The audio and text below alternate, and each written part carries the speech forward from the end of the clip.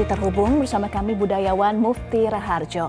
Pak Mufti, tadi pertanyaan saya sebelum jeda, Erina juga sungkem Pak, tidak hanya kepada orang tua, tidak hanya kepada kakaknya, tetapi juga kepada GKR Hemas dan Gusti Putri Paku Alam 10. Apa maknanya? Ijih Mbak Eva, jadi begini, yang namanya sungkeman itu ada kata lain yang saya matur di depan adalah pangepekten. Bagaimana calon mempelai ini atau calon pengantin itu nyuwun doa restu kepada yang lebih sepuh. Di dalam hal ini tadi ada juga selain orang tua adalah orang yang disepuhkan, orang yang bisa dijadikan suri tauladan, piyai luhur yang bisa dijadikan panutan di dalam kehidupannya. Di sana juga ada tadi kita saksikan Gusti Kanjeng Ratu Emas, kemudian Gusti Putri dan beberapa yang lain. Itu tujuannya apa? Beliau-beliau adalah orang-orang yang disepuhkan, yang bisa dijadikan suri tauladan, kehidupannya bisa menjadi inspirasi maupun menjadi panutan pada saat nanti akan memasuki bahtera pelaminan setelah menikah. Seperti itu Mbak Eva. Artinya saat sungkem juga dituturi ya Pak, diberikan nasihat ya? Betul sekali. Jadi pada saat sungkem itu ada tradisi yang namanya yang disungkem ini kan lenggah di kursi, yang sungkem kan di bawah kan seperti itu di dalam tradisi Jawa. Selain yang sungkem itu matur, kemudian yang disungkemi itu paring donga, pangestu, maringi pitutur-pitutur luhur, sangu, donga penyuwunan pada saat nanti sewaktu memasuki bahtera kehidupan baru maupun selama-lamanya doa itu disampaikan kepada piyai-piyai sepuh piyai luhur, piyai winasis yang paring donga pangestu tadi Mbak Eva. Baik, jadi Erina memohon restu, meminta doa, kemudian yang disepuhkan memberikan doa, restu dan juga pesan-pesan ya Pak untuk Erina karena akan memasuki gerbang pernikahan bersama dengan Kaisang ya. Betul sekali Mbak Eva. Baik, ya. Pak, setelah ini prosesinya apa? Tadi kita sudah melihat dari BLEKETP, pemasangan BLEKETP, kemudian juga kita lihat pelangkahan, lalu memohon restu atau sungkem. Setelah ini apa Pak Mufti prosesinya? Itu kan masih dalam rangkaian tata cara upacara, ada tradisi siraman Mbak. Iya. Iya, jadi tata cara upacara ada tradisi siraman di dalam budaya Jawa, Mataram, Solo dan Jogja seperti itu. Jadi sama ya Pak untuk prosesi siramannya ya Solo dan Jogja? Siraman. Sama, karena sama-sama terah Mataram. Sama persis. Baik, untuk nanti sesaat lagi ini akan siraman, ada 7 sumber mata air ya Pak yang digunakan. Kenapa 7 dan dari berbagai tempat yang berbeda? Nah, ini menarik. Jadi kenapa sumber mata air untuk siraman itu diambilkan dari 7 sumber mata air yang berbeda? 7 itu dalam bahasa Jawa itu pitu. Pitu itu 7. Bahasa Inggrisnya 7 gitu. Pitu itu dalam bahasa Jawa artinya, maksudnya filosofi simbolik dan makna yang terkandung adalah agar mempelai berdua nanti dalam memasuki gerbang kehidupan yang baru selama-lamanya, di dalam kehidupannya selalu mendapatkan pitulungan. Pitulungan artinya pertolongan, mendapatkan berkah, mendapatkan kesejahteraan, mendapatkan kebaikan, mendapatkan pertolongan dari siapapun pada saat memasuki gerbang kehidupan, baik hari ke hari, bulan ke bulan, tahun ke tahun, sampai akhir hayat selalu diparingi pitulungan baik dari Gusti Allah Subhanahu wa Ta'ala maupun dari piyai-piyai sepuh maupun dari seluruh masyarakat. begitu Mbak Eva. Baik, tujuh atau bahasa Jawanya pitu atau maknanya adalah Pitu. pitulungan atau pertolongan ya Pak ya.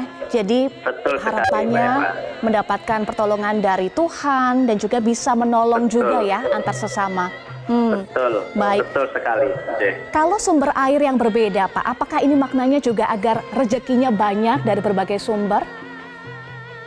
Dan itu Pak, menarik sekali. Di dalam budaya Jawa, tidak hanya bendawi airnya, tapi sumber mata airnya itu juga diambilkan dari sebut saja terto-terto wening atau toyo wening atau air yang bahasa kerennya bertuah begitu. Jadi tidak sembarang ambil air di mana begitu, tapi dari sumber-sumber yang dianggap bertuah dan dianggap memiliki daya dalam tanda petik yang lebih, tempat-tempatnya juga tempat-tempat yang khusus. Seperti itu di dalam tradisi tata cara adat budaya Jawa seperti itu. Baik, air tirto itu kan dianalogikan atau dimaknakan sebagai rezeki juga ya, Pak Mufti? Iya, air, tirto, toyo itu sumber kehidupan. Jadi manusia ini tanpa ada air tidak bisa hidup. Dunia ini 2/3 isinya adalah air. Sumber kehidupan adalah air.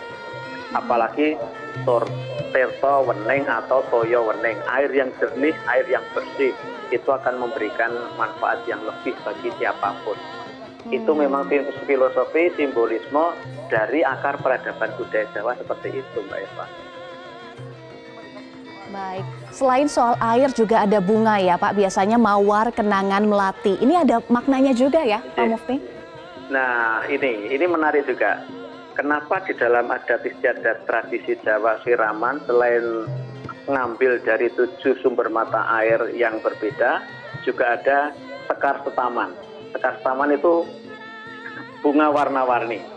Bunga warna-warni itu simbolisme dari keharuman, keindahan, kemudian harmoni, kemudian keanekaragaman yang memberikan nuansa kehidupan supaya harum semerbak. Kehidupannya nanti selain selalu bersih dengan air, akan dipenuhi, akan dinaungi, akan dituntun menuju kebaikan-kebaikan yang bisa mengharumkan nama asmo pribadi, asmo kiai sepuh, orang tua, asmo keluarga, asmo masyarakat, asmo bangsa dan negara. Artinya apa? Selain bersih lahir batin, juga diharapkan memberikan semerbak aroma kebaikan yang harum kepada diri sendiri, nama yang harum kepada keluarga, kepada orang tua, kepada masyarakat, bangsa, dan negara. Itu makna yang terkandung di dalam esensi sekar setaman, bunga yang warna-warni seperti itu Mbak Eva. Jadi makna siraman juga untuk mensucikan diri ya Pak Mufti. Betul Pak Mufti ini sekali. juga terlibat ya Pak dalam pernikahan putra Presiden Joko Widodo, yakni Gibran Rakabuming Raka dan juga Selvi Ananda. Boleh disampaikan saat itu kesannya bagaimana Pak? Dan mungkin ada pesan juga yang Bapak sampaikan kepada Kaisang dan juga Erina yang akan melangsungkan pernikahan besok, Pak Mufti?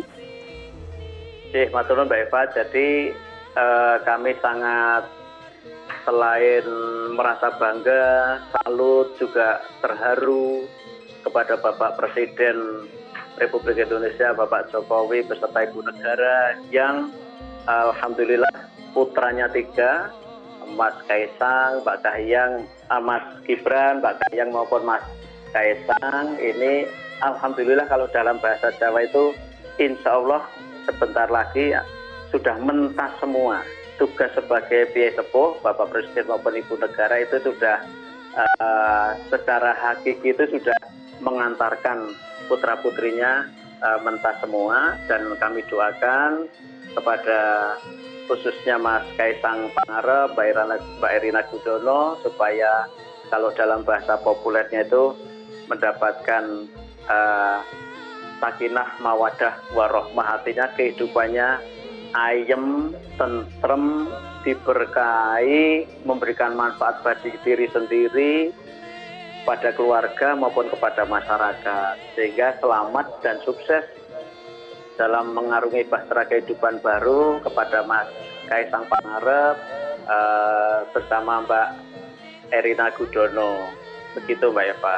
Amin, amin, kita doakan bersama ya Pak Mufti. Kalau Ya, dari amin, analisa amin. Bapak, apakah akan ada perbedaan Pak untuk rangkaian prosesi pernikahan Kaisang dengan Erina Gudono kalau dibandingkan dengan pernikahan Gibran Rakabuming Raka dengan Selviananda, Pak Mufti? Sama persis Mbak, sama persis karena masih sama-sama tradisi budaya Jawa, Mataram, Solo, Jogja itu sama persis.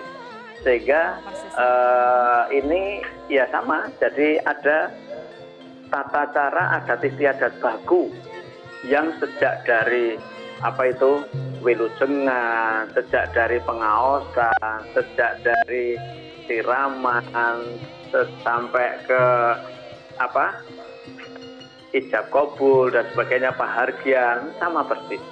Jadi memang tradisi adat istiadat tata upacara budaya Jawa seperti itu.